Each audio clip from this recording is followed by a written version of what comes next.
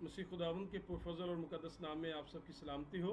आज वक्त है कि खुदावंद यीशु मसीह की एक तमसील बे ईमान मुख्तार की तमसील पर हम गौर करें।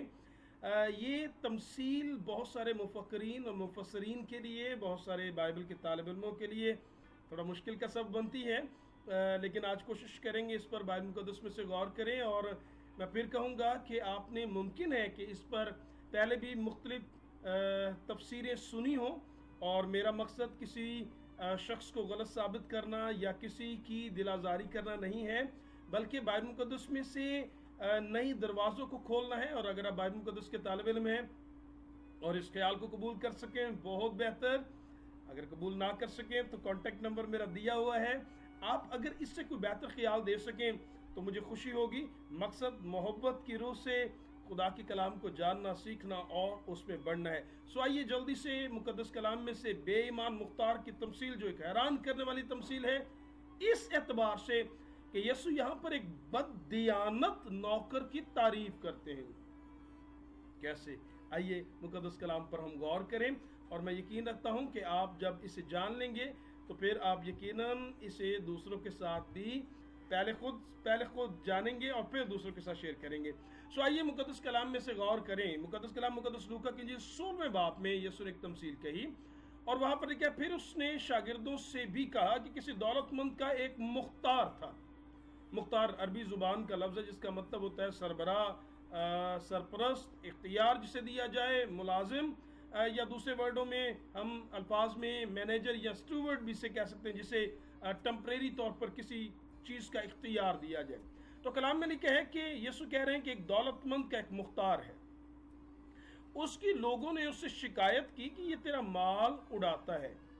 बस उसने उसको बुलाकर कहा, ये क्या है जो मैं तेरे हक में सुनता हूं? अपनी मुख्तारी का हिसाब दे, क्योंकि आगे को तो मुख्तार नहीं रह सकता। उस मुख्तार ने अपने जी में कहा, मैं क्या करूं, क्योंकि मेरा मालिक मुझसे मुख्तारी छीनने लेता है। मिट्टी तो मुझसे खोदी नहीं जाती और भीख मांगने में शर्म आती है। मैं समझ गया क्या करूं, ताकि जब मुख्तारी से माकूफ हो जाऊं तो लोग मुझे अपने घरों में जगह दें। अब यहां पर सारी बातों को समअप करना चाहूंगा एक बार फिर से। एक मुख्तार है और उसकी कंप्लेन, उसकी शिकायत मालिक तक पहुंचती है कि ये तेरे माल को उड़ा रहा है, जाया कर रहा है, लालच करता है, चीट करता है, तुझे धोखा दे रहा है। मालिक ने उससे हिसाब मांगा और कहा कि मैं तुझे तेरे ओहदे से हटाने को हूं। और कलाम कहते हैं जब उसने ये सोचा तो उसने कहा कि अब भीख मांगने में शर्म आती है, सख्त काम मैं कर नहीं सकता, मैं क्या करूं? तो क्या उसने किया? आइए मुकद्दस कलाम में से उस पर गौर करते हैं। कलाम में लिखा है कि बेईमान मुख्तार ने एक होशियारी की। क्या होशियारी की? बस उसने अपने मालिक के एक एक कर्जदार को बुलाकर पहले से पूछा, तुझ पर मेरे मालिक का क्या आता है? उसने कहा 100 मन तेल। उसने कहा अपनी दस्तावेज कागजात ले और जल्द बैठकर 50% गलत शीट, धोखा, 50% गलत लिख दे और तू 100 की जगह 50 मन तेल कर दे, तस्दीक मैं कर देता हूं। फिर दूसरे से कहा, तुझ पर क्या आता है? उसने कहा 100 मन गेहूं। उसने उससे कहा अपनी दस्तावेज ले, इसे 80 कर दे। अब जिसका बैठे बिठाए 50% या 20% जिसे डिस्काउंट मिल रहा हो, वो तो मुख्तार से जिसे दिया गया वो खुश, लेकिन मालिक को नुकसान हो रहा है। और मुख्तार ने ऐसा किया। कलाम कहता है उसने लोगों के साथ इस तरह का रवैया इख्तियार किया। आगे बड़ी दिलचस्प बात यह है, लिखा है कि और मालिक ने बेईमान मुख्तार की तारीफ की। अब यहां पर नजर आता है कि यीशु जो तमसील दे रहे हैं उसमें हमें यह नजर आता है कि जो मालिक है वो उस बेईमान मुख्तार को की तारीफ करता है कि इसने होशियारी की, क्योंकि इस जहान के फर्जंद अपने हम जिनसों के साथ मामलात में नूर के फर्जंदों से ज्यादा होशियार हैं। और मैं तुमसे कहता हूं, नारास्ती की दौलत से अपने लिए दोस्त पैदा करो। फिर यीशु कहते हैं कि नारास्ती की दौलत से अपने लिए दोस्त पैदा करो, ताकि जब वो जाती रहे तो ये तुमको हमेशा के मस्कनों में जगह दे। हैरान, کہ یسو نے اپنی پوری زندگی جو تعلیم دی، کیا یہ یسو کی تعلیم کے منافی نہیں ہے؟ کس طرح؟ آئیے غور کرتے ہیں، ذرا غور کیجیے گا پلیز۔ کیا مختار نے مالک کے مال کو اس کے اڑا کر بددیانتی نہیں کی؟ سوال پیدا ہوتا ہے، کیا وہ بددیانت نوکر نہیں تھا؟ کلام میں یسو نے تو تعلیم دی، اے ریاکار، فقیر اور فریسیو، تم پر افسوس، یسو کی تعلیم ہے کہ پودینہ اور سونف اور زیرہ پر تو دائی کی دیتے ہو، پر تم نے شریعت کی زیادہ بھاری باتوں کو یعنی انصاف اور رحم ایمان کو چھوڑ دیا۔ لازم تھا کہ یہ بھی کرتے اور وہ بھی نہ چھوڑتے۔ یسو کی تعلیم سمجھیے، یسو نے کہا ریاکار ہے وہ شخص جو انصاف کو ترک کر دے، رحم کو ترک کر دے، ایمان کو ترک کر دے۔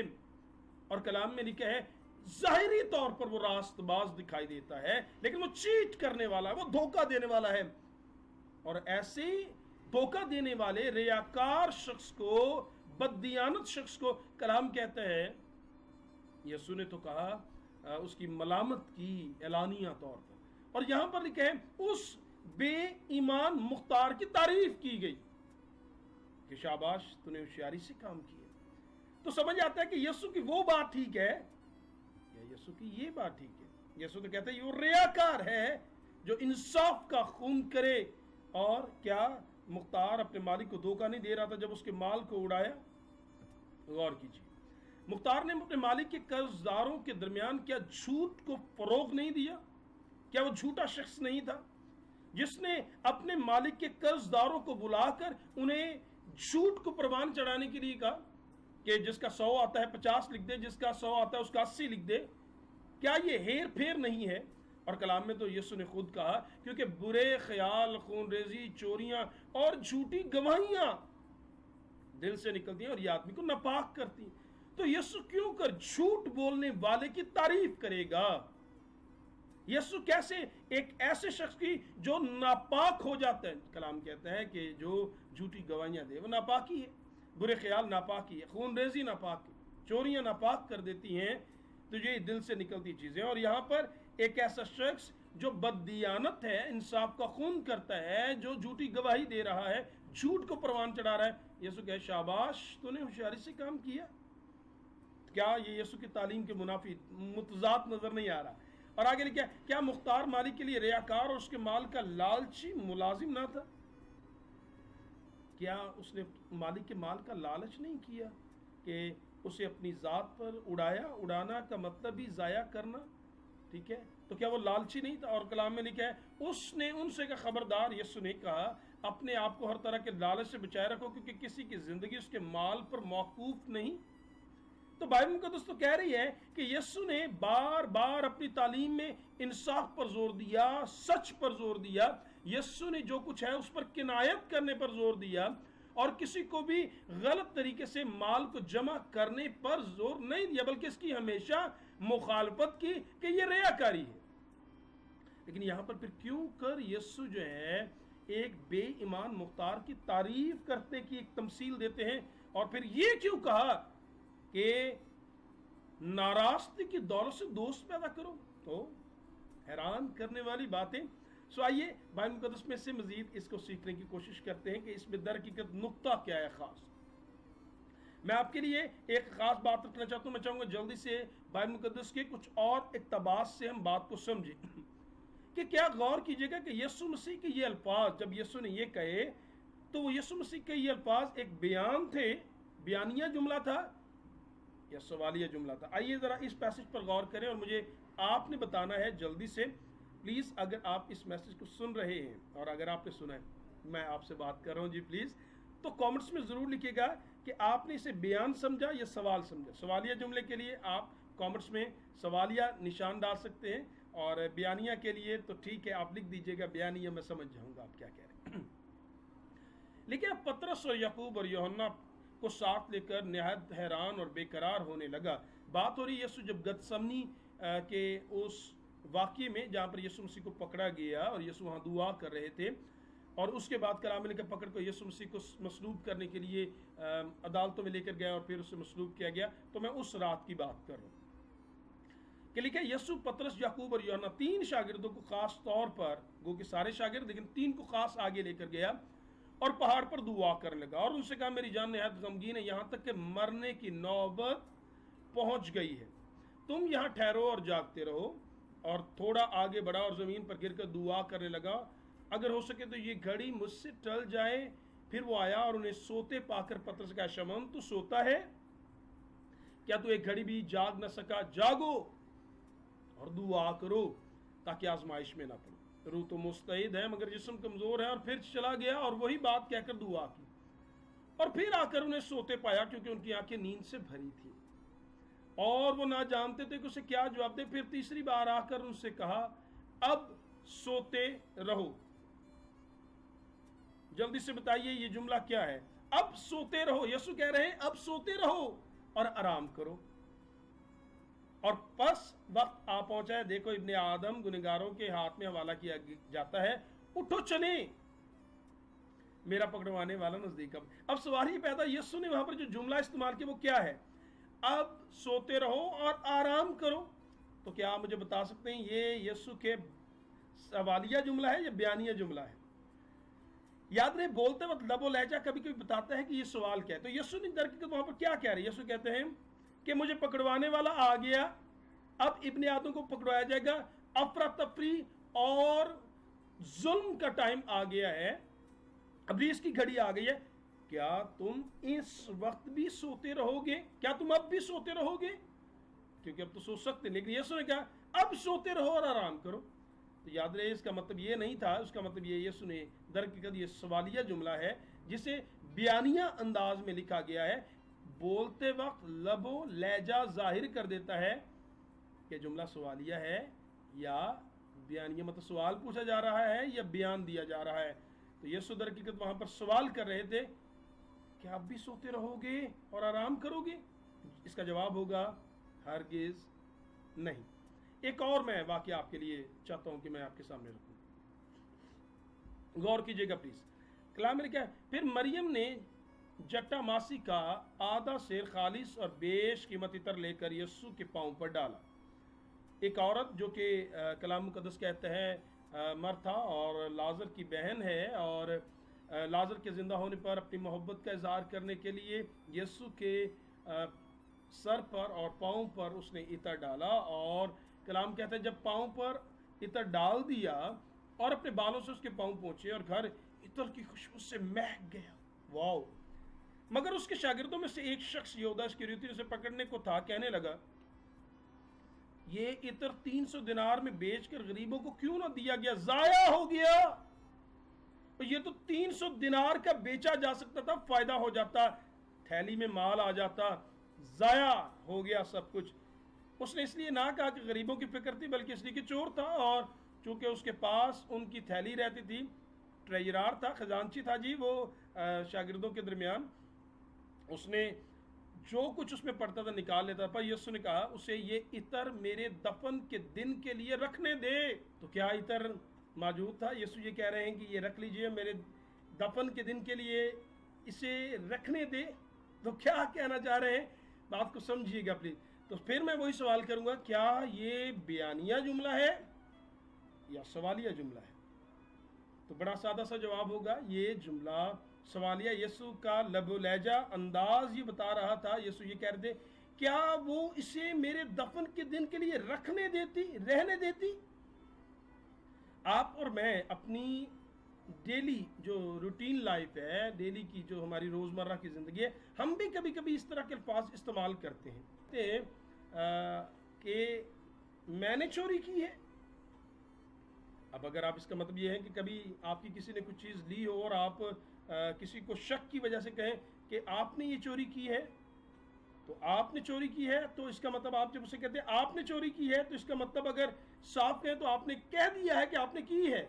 लेकिन दरअसल आप ये कह रहे होते हैं क्या आपने चोरी की है, और उसके रिस्पॉन्स में, उसके जवाब में कुछ शख्स ये कहे मैंने चोरी की है। क्या आप सोच सकते हैं मैं चोरी करूंगा?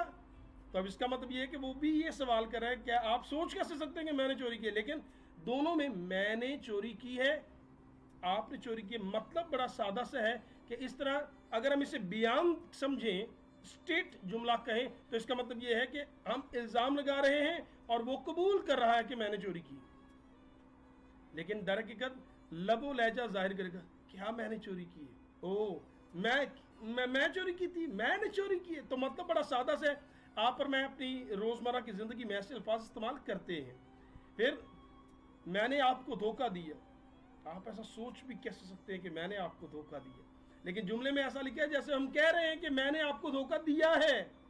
लेकिन याद रहे कभी कभी लबो लहजा ये बता रहा होता है कि ये जुमला सवालिया है, तो उसे लबो लहजा के एतबार से बोलते वक्त तो समझने वाला समझ जाता है, लिखा तो बयान ही जाएगा, लेकिन समझने वाला समझेगा कि ये जुमला सवालिया अंदाज में हो रहा है कि क्या कहना है। बिल्कुल उसी तरह जिस तरह ये दो वाक़यात मैंने आपके साथ शेयर किए हैं ताकि आप बात को समझ पाएं।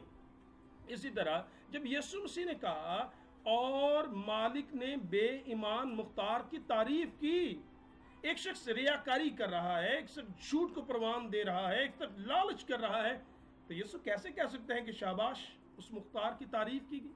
नहीं, हकीकत में लबो लहजा जाहिर करता है, और वो लबो लहजा ये था, क्या मालिक ने बेईमान मुख्तार की तारीफ की कि इसने होशियारी की है? तो इसका जवाब बड़ा सादा सा होगा, जिस तरह यीशु जब गतसमनी बाग में कहते हैं अब सोते रहो, तो उसका जवाब था क्या आप भी सोते रहोगे? तो जवाब है हरगिज नहीं। ठीक है, जिस तरह मरियम को ये कहा गया कि क्या ये मेरे दफन के लिए रख छोड़ती, तो उसका मतलब था हरगिज नहीं, उसने इस्तेमाल किया और इस्तेमाल हो गया। उसी तरह यहाँ पर भी यही रूल, यही असूल उसका इत्तलाक होगा, और वो ये है कि मालिक ने बेईमान मुख्तार की तारीफ की। क्या तारीफ की? तो जवाब है हरगिज नहीं, क्योंकि इस जहान के फर्जंद अपने हम जिनसों के मामलात में नूर के फर्जंद ज़्यादा होशियार है, तो दुनियावी लोग होशियार तो हैं, ये तो चलो मान लिया जाएगा और ये दुरुस्त भी है। और क्या मैं तुमसे कहता हूँ नाराज़गी की दौलत से अपने लिए दोस्त पैदा करो? और यीशु कह रहे थे कि क्या मैं कहता, मेरी तालीम ऐसी कि अपने लिए दुनियावी दौलत से चीट धोखे के साथ आप अपने लिए दोस्त पैदा करें, जब वो जाती रहे तो तुमको हमेशा के मस्कनों में जगह दें। दो मतलब हो सकते हैं, अपने घरों या फिर आलम बाला पर। क्या आपको ऐसे काम करने से, क्या ऐसे दोस्त बनाने से आलम बाला पर जगह मिल सकती है? तो इसका जवाब भी होगा हरगिज हरगिज नहीं। तो बात तो बड़ी सादा सी है, जल्दी से हमने बाइबल मुक़द्दस की रोशनी से इस बात को जान लिया। तो सवाल ये है कि खुदा ने यीशु मसीह के यह सिखाना क्या चाहते थे? बात बड़ी सिंपल सी, आगे बढ़ते हैं। जो यीशु ने कहा जो थोड़े से थोड़े में दयानतदार है वो बहुत में भी दयानतदार है, और जो थोड़े में बददियानत है वो बहुत में भी बददियानत है। आपको याद होगा जब यूसुफ पोतीफर के घर में था, उसने अपने मालिक के साथ वफादारी की और आस्ता आस्ता पोतीफर ने उसे सारी चीज़ों का मुख्तार बना दिया। रूहानी तौर पर आप और मैं जब खुदावंद ने जो कुछ हमें दिया है, अगर थोड़ी के साथ वफादार हैं तो हमें बहुत दिया जाएगा। और फिर आगे जब तुम नाराज दौलत, दुनियावी दौलत में, NIV के अंदर इसका ट्रांसलेशन किया गया है, वो है वर्ल्डली वेल्थ। ठीक है, दुनियावी दौलत में दयानतदार न ठहरे तो हकीकी दौलत कौन तुम्हारे सुपुर्द करेगा? जो ईमान की और हमेशा की जिंदगी है। सो अगर हम हमेशा की जिंदगी पाना चाहते हैं और दुनियावी मामलात में हमारे खराब हैं, और हम ये सोचें कि दुनिया में चीट करके, धोखा करके, लालच करके हम आलम बाला पर जा सकते हैं, याद रहे ये जवाब दुरुस्त नहीं है, हम ऐसे नहीं जा सकते। और अगर तुम बेगाना माल में दयानतदार ना ठहरे तो तुम्हारा अपना है उसे कौन तुम्हें देगा? मतलब जो कुछ मालिक ने दिया, अगर हम उसमें वफादार नहीं हैं तो मालिक खुशी के साथ हमारे ज़ाती इस्तेमाल के लिए तुम्हें कुछ भी नहीं देगा। सो आइए चंद एक असबाब जो यीशु मसीह ने इस तमसील से हमें सिखाने चाहे वो क्या है। और आगे ही लिखा है कोई नौकर दो मालिकों की खिदमत नहीं कर सकता। मेरे दोस्त, अगर आप खिदमत में हैं, अगर आप चर्च में कलीसिया के ईमानदार रुकन हैं, तो बाइबल मुक़द्दस कहती है कोई नौकर दो मालिकों की खिदमत नहीं कर सकता, क्योंकि एक से अदावत और दूसरे से मोहब्बत रखेगा। और लिखा है तुम खुदा और दौलत दोनों की खिदमत नहीं कर सकते। बाइबल मुक़द्दस में तहरीर है कि अगर कोई शख्स खिदमत गुजार है तो लिखा है एक खिदमत गुजार जरदोश ना हो। अबलीस आखिरी दिनों में धोखा दे रहा है और लोगों को फरेब देकर कह रहा है कि चर्च दर हकीकत बिशारत नहीं, तिजारत का काम है। कि चर्च को लोग तिजारत समझते हैं कि इससे काम करने से शायद ज्यादा पैसे, ज़्यादा जेब भरती है, तो याद रहे ये जेब भरने का काम नहीं है, ये तो जिंदगियों की निजात का काम है। ये तो इसलिए किया जाता है ताकि लोग तौबा करें और निजात पाएं। याद रहे, अगर इब्लीस हमें दौलत के पीछे दौड़ा रहा है तो हम खतरे में हैं। और यही यीशु ने इस तमसील से कहा, जब वो आएगा तो कलाम कहता है फिर हमें निकम्मा नौकर करार दिया जाएगा और हमें वहां फेंक दिया जाएगा जहां रोना और दांतों का पीसना। तुम अच्छी चीजें ले चुके। सोचिए, अगर हम चर्च में हैं तो फिर जर दोस्त ना हो। कलाम में लिखा है जर की दोस्ती हर तरह की बुराई की जड़ है। और कलाम ये भी कहता है आखिरी दिनों में लोग जर दोस्त हो जाएंगे, पैसे के दोस्त हो जाएंगे और रूहानी काम को भी अपने नफा का सौदा समझेंगे। उनका पेट गोया उनका खुदा बन जाए। आप कहाँ खड़े हैं ऐ मेरे दोस्त? अगर हमारी ज़िंदगी में दौलत की तलाश इस तरह है कि हम खुदा से ज़्यादा उसे तरजीह दे रहे हैं, खुदा से ज़्यादा तरजीह देने का मतलब खुदा के असूलों को तोड़कर भी अगर हम दौलत कमाना चाहते हैं, झूठ के साथ दौलत कमाना चाहते हैं, लालच के साथ दौलत कमाना चाहते हैं, लोगों को चीट करके दौलत कमाना चाहते हैं, अगर हमारा रवैया ऐसा है तो फिर हमें खुद पर दोबारा से गौर करने की ज़रूरत है, क्योंकि ये वो मौका नहीं है। और मुक़द्दस कलाम में आगे लिखा, फरीसी जो ज़र दोस्त थे इन सब बातों को सुनकर लिखा है उसे ठट्ठों में उड़ाने लगे। आप और मैं क्या कर रहे हैं ये सोचना आपका काम है। आज हमने तमसील जो यीशु ने दी उस पर गौर किया। मैं यकीन रखता हूँ कि खुदावंद हमें इस पैसेज को समझने, दूसरों को पहुँचाने का शर्फ देंगे। खुदावंद आप सबके साथ हो, आमीन।